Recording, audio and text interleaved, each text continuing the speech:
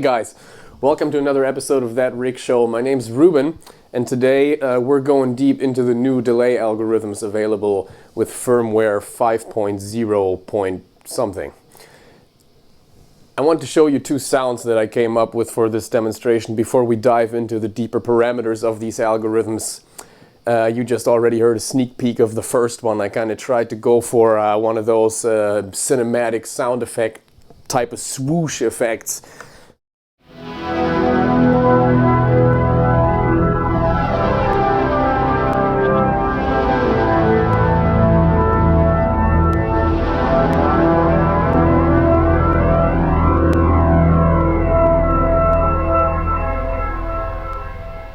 I think we hit that mark pretty closely.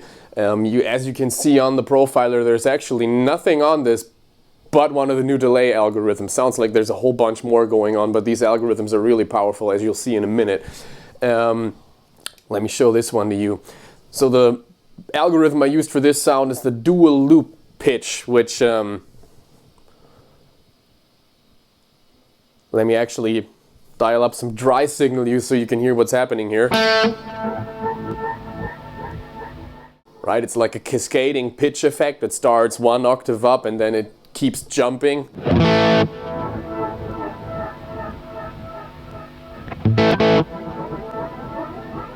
Really cool sound. If we got a syncopating rhythm going on left and right, quarter note on the right, dotted eighth note on the left.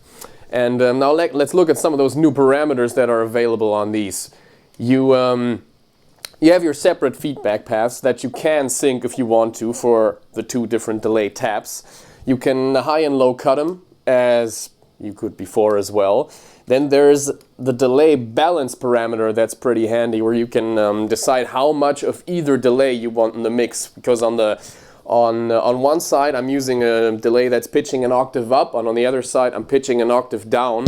But on this sound I want there to be mostly the high octave and then just some of the low octave in for some additional low end.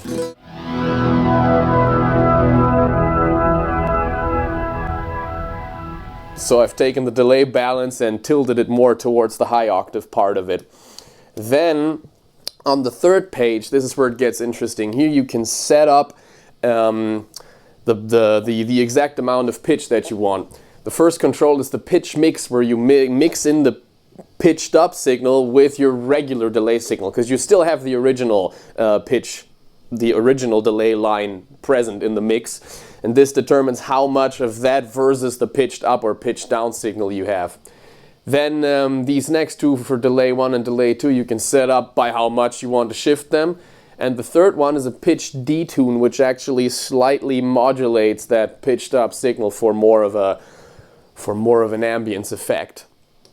On page 4, you'll find some more interesting parameters that are new to these algorithms.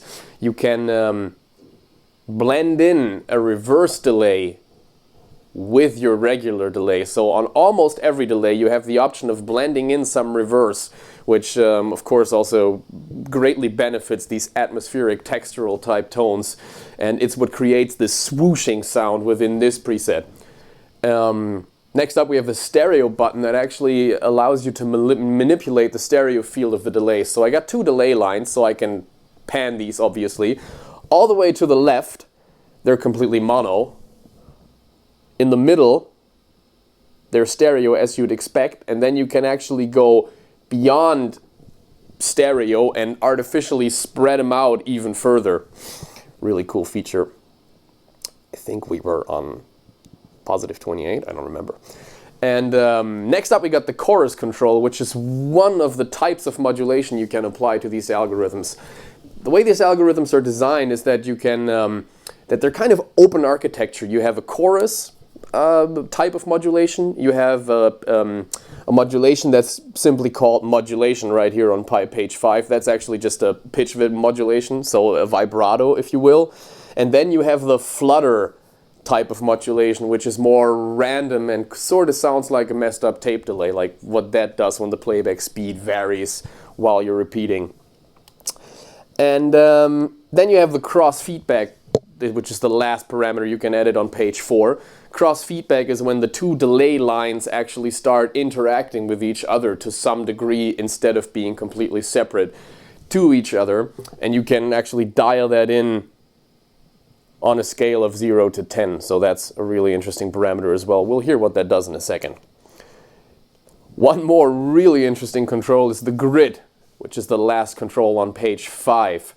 The grid pretty much allows you to set up how messed up your delay signal is. So you can go from very pristine to very crushed and very distorted, which greatly benefits this sound. I actually have it completely cranked for this one. And then on the last page there's some more known parameters that I don't think are new. The ducking control, you can duck any delay that you set up in the Kemper. You can smear it, which basically starts to wash out the transient attack of your delay to soften it up. And then you have the swell parameter, which actually does like an auto swell effect on the delay. So instead of hitting with a transient, it gets faded in smoothly, which is exactly what's happening on this sound.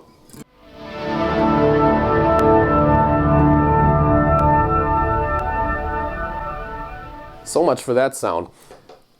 Let's look at the next one I got dialed up here. This one is also a pitched delay, but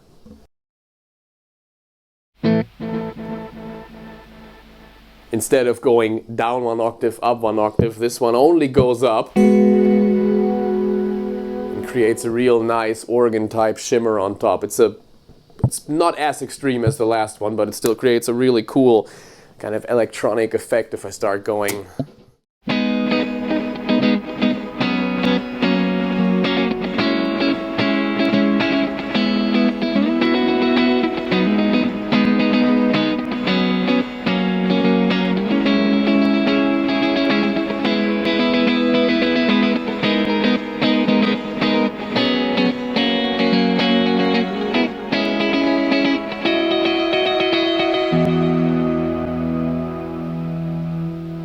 That's a real interesting sound. Let's dive into the closer parameters, because this delay is very much lends itself to checking out some of the features and hear them actually, how they affect the sound. So let's check out the grid control, because that one's really powerful and it really allows you to hone in on your delay tone. So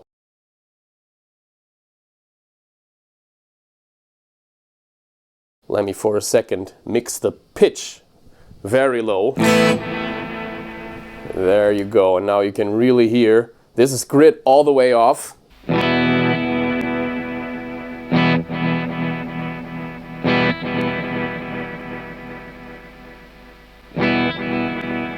Fairly intact delay signal, and then as I turn it all the way to the right, you can hear what's happening to the repeats. Sound very crushed and distorted and kind of lo-fi. And obviously you can go anywhere in between, so maybe let's check out the midpoint of this dial. Hitting the mark right there.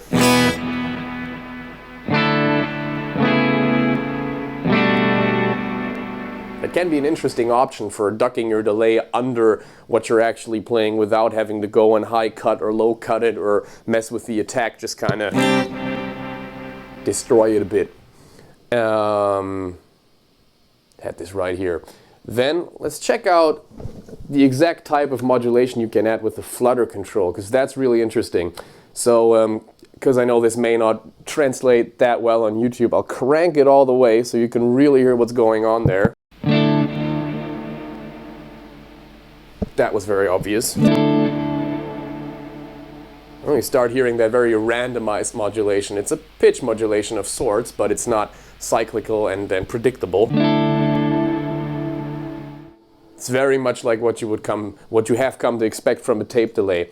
And what's really cool about these algorithms is that they're, as I said, very open architecture. So you have most of these parameters available on all the algorithms. So I think this is a pretty novel thing to be able to do, is you can take a pitch delay with up to, like, let's say 4 harmonies. You can completely go haywire with that, but then voice it like a tape delay. So you can, what you end up is basically a pitched version of your tape delay, which I haven't heard before. Or you could voice it like an analog delay. So instead of low passing it like crazy, you other way around. Instead of high passing it like crazy, you low pass it like crazy, and you end up with a super wildly pitched analog delay sound, which up until now took, you know, some expensive reg effects to actually pull.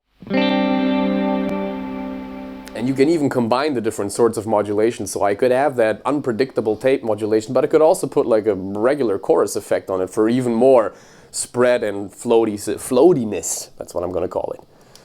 There you go.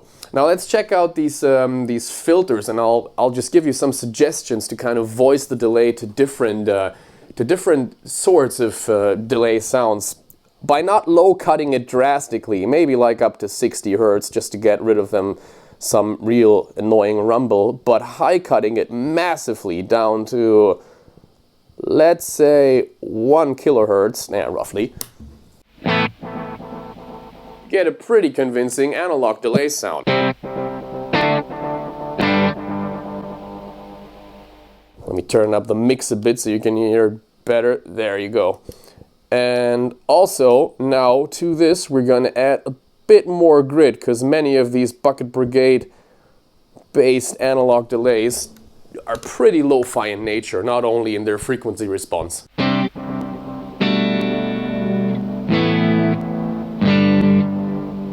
now the type of modulation you'd usually have on an analog delay, like on an old Memory Man or something, would be the pitch modulation, not the super unpredictable tape style modulation, but this one.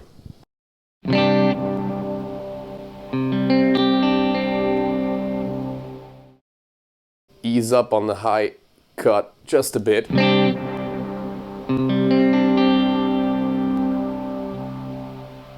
That sounds pretty convincing if you ask me. Now let's turn up the high cut a bit. You don't want it to be completely full range in response for this, but maybe go up to like 2.5 or something like that. But really go hard on the low cut this time, maybe even up to 200. Let's see how that sounds. Yep, that is exactly what I was going for. Now we turn this modulation control back down and bring up the flutter again.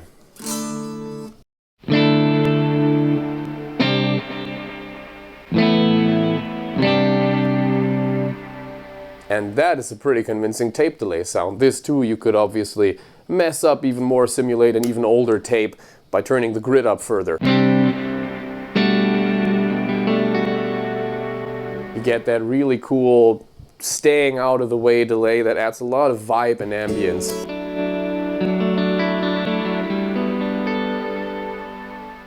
It's got a lot of mojo, this one. Alright, that's it for the more deep parameters of these algorithms. I'll show you just another algorithm that I thought was really cool. Check out this one. It's a quad delay. Basically what you're getting is one delay engine that creates 4 different delay taps, is what you call them, that you can set up to completely different times, which I, for this example, used to create like a rhythmic pattern. I'll just show you. What do we have here?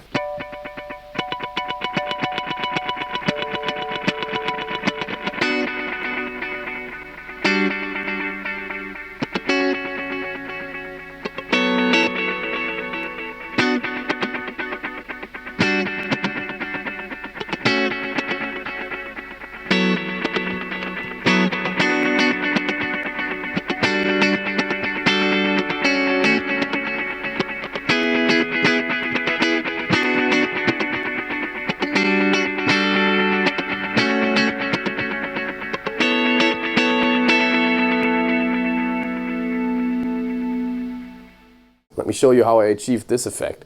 So, starting on page 1, these are the basic delay parameters. That's how I voiced it. It's more like a vintage digital delay more than an analog one. I did high cut it some, but not that much, just to smoothen it out a bit on top. And then these 4 settings right here for the quad delay algorithm set up the delay time for each of the different delay taps. So I have synced all of this to tempo, to the master tempo of the Kemper, so I can set it up in different note values. So this one set up to do an 8th note delay. This one is set up for a dotted 8th note. This one does a 5/16th rhythm, which is really interesting. And then this one does a half note delay. And ingeniously on this next page, never mind, 2 pages further, you can start panning these to different places in your stereo spectrum. So I have the 5/16th all the way on the left, the half note delay all the way on the right, and then I brought in the dotted 8th note and the 8th note delay a little further towards the center. So if you're listening to this on headphones, you can really drastically hear all these different delay lines bouncing around you, which is a really cool effect. Obviously, you need a hard stereo spread to really be able to tell this, but it's a really, really cool effect. The page I just skipped just allows you to set up different volumes for these 4 delay taps, which for these pattern type of effects actually it allows you to like simulate accents on different delay taps, which is, you know, really.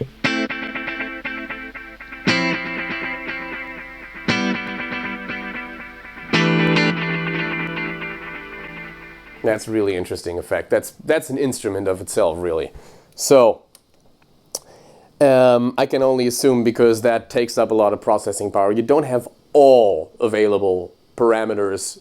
Like the grid one is missing from this parameter, but you still have different types of modulation. You can still spread the stereo spectrum out. You still have your high and low cuts.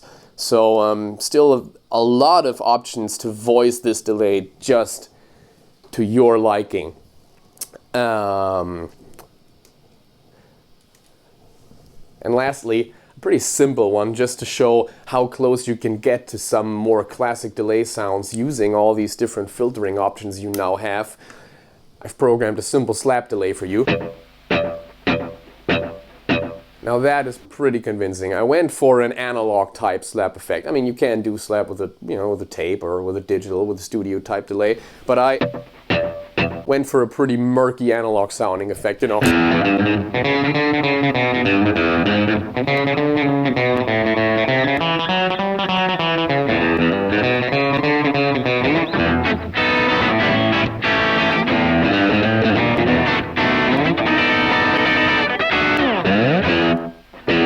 That's really.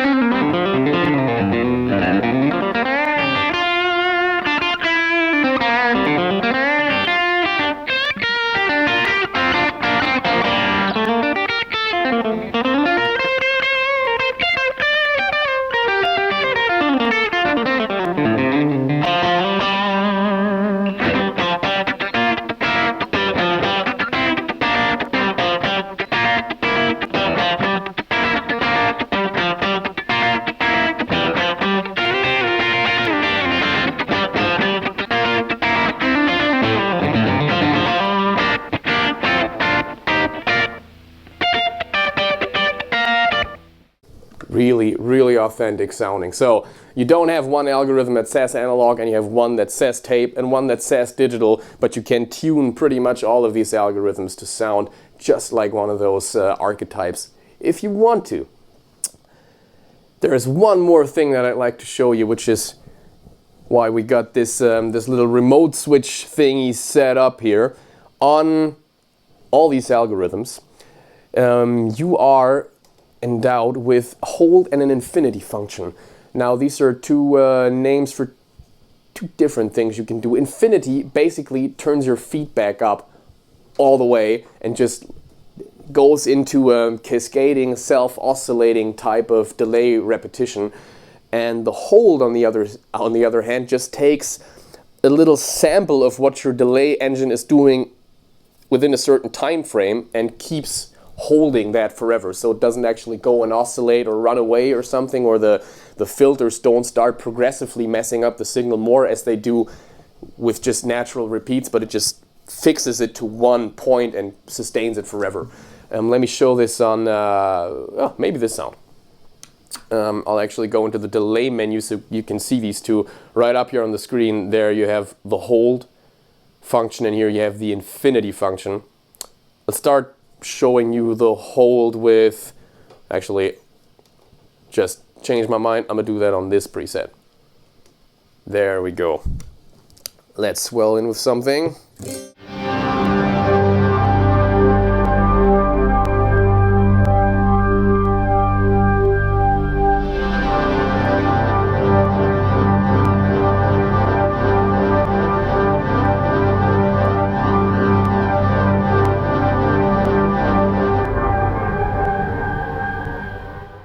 You can set this up for momentary or latching action. I have it on latching, so as I depress it, the button, it'll just keep sustaining, and I have to press it a second time to actually stop the feedback loop of delays. But I could also just program it for the duration that my foot is actually pressing the button, and then when I lift it back up, it'll stop.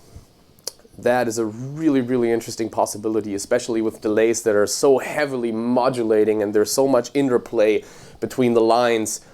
You can really use this for sort of a synth type pad effect to just layer under a part. It's really interesting.